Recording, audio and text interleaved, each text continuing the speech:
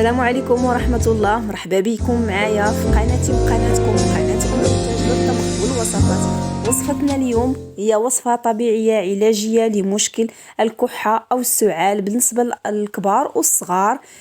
هي وصفة طبيعية 100% مجربة شخصيا وما كتخطانيش في فصل الشتاء.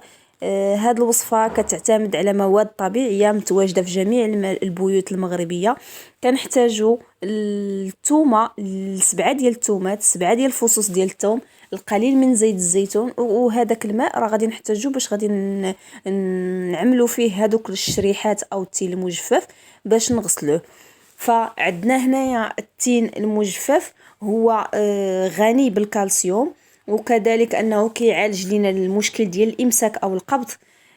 كيعمل ايضا على انه كينقي الجسم من السموم، وهو فيه واحد السكر اللي هو سكر طبيعي وغني بالكالسيوم وكيقوي العظام، وفيه المنغنيزيوم وفيه الفوسفور. يعني هذا المكون راه غني وطبيعي 100%. وغادي نحتاجو ايضا للثوم.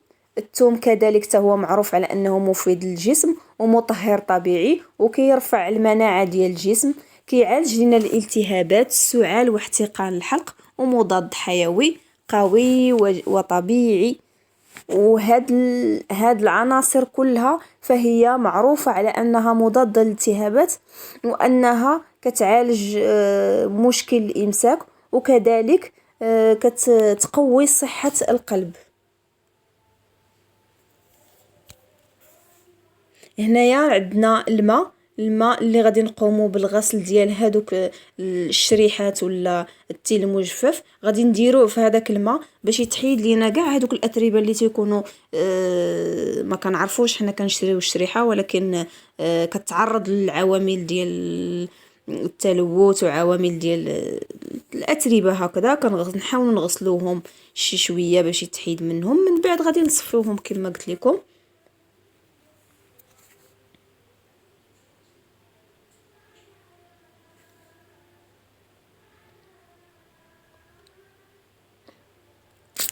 منين غادي نقيو الثومه حتى هي غادي نشدو داك التين، غادي نحيدو ليه ديك النباته اللي كتكون فوق منه، غادي نعملو ليه واحد الشرحه من الداخل، غادي نقطعوه بالسكين من الوسط بحال غادي نحلوها بحال الخبيزه.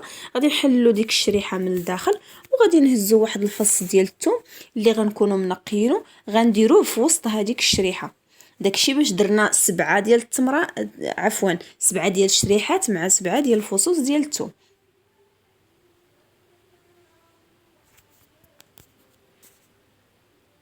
فهاد الوصفه راني معتمداها تقريبا هذه 2 سنين، لان كان عندي الابن ديالي كانت عنده المناعه ضعيفه، كان كيتصاب ليا بالزكام بزاف، وكان عنده مشاكل في التنفس.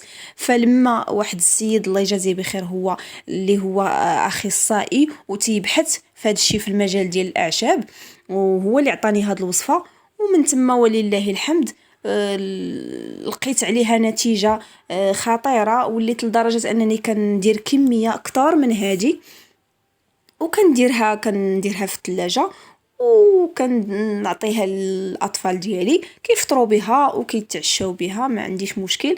المهم هي ما عندها حتى شي أضرار أخرين، والحمد لله لقيت عليها استحسان مزيان.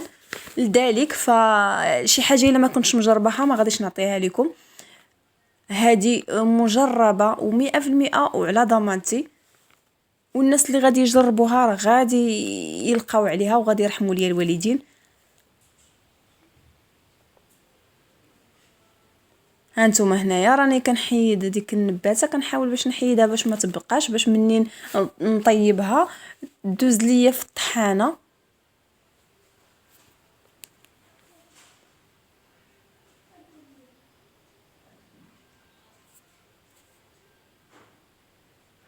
هانتوما راني كنحل الشريحه من الوسط وكنعمل فيها داك الفص ديال الثوم.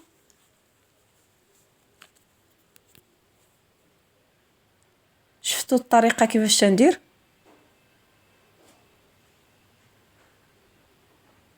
فهاد الشيء اللي ديروه مع الشريحات كلهم، ديروا فيهم فص ديال الثوم وتحطوهم.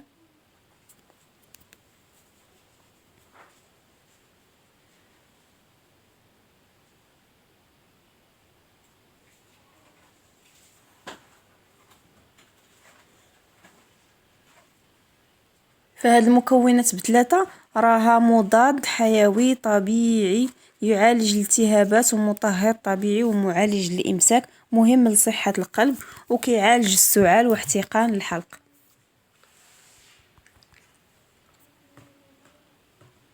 من بعد غادي نهز هاد الشريحات وغادي نعمل واحد الكسكاس ولا البرمه، وغادي نحطهم في الكسكاس باش يتفوروا ان شاء الله. ومن بعد غادي من بعد ما كنحطهم فوق العافيه وواحد المده ديال 15 دقيقه، من بعد غادي نشوف واش انهم طرخاو. من وراء هاد المرحله انتم سمعتوا الابنه ديالي حتى هي كتكح، راه عملتها وغادي نعطي عليها بالليل ان شاء الله. كذلك منين عفوا ملي كنديروهم في الكسكاس وكيتفوروا ضروري كنطحنوهم، اللي عندها الهاشوار طحنوها فيه مع الزيت البلديه اولا. فهنايا من بعد ما غادي نديرهم في الكسكاس ونخليهم يفوروا، من بعد ما فاروا كنحيدوهم وكنحاولوا باش نطحنوهم كما قلت لكم، يا اما في هذه الطحانه اليدويه ديال المطيشه، ولا غادي نطحنوهم في الخلاط الكهربائي. المهم ملي كنوضعوا هاد الشريحات كنزيد عليهم الزيت البلديه باش يسهل عليهم انهم يدوزوا. وهنا راه كنحتاج تقريبا الكميه اللي خدات ليا راه غير 4 كاس ديال الزيت البلديه، يعني الا بغيتو تضاعفوا هاد الكميه راه ماشي مشكل، لان غادي نحتفظوا بها، غادي نديروها في شي قرعه ديال الزاج وغنحطوها في الثلاجه. ووقت ما بغيناها مثلا في الليل ملي كيبغيو ولادنا ينعسوا كنعطي ليهم معلقه، كنسخنها فوق النار، يعني ما نعطيوهاش ليهم بارده، هي بارده كنسخنها فوق البوطه في شي مقلاة ولا في شي كاسرونه صغيره. مني كنسخنها كنعطيها ليهم كياكلوها، ما تكونش كتحرق، تكون دافيه ياكلوها وينعسوا. وصدقوني الا داومتوا على هاد الوصفه هذه فما غاديش تبقاو تستغنوا عليها نهائيا.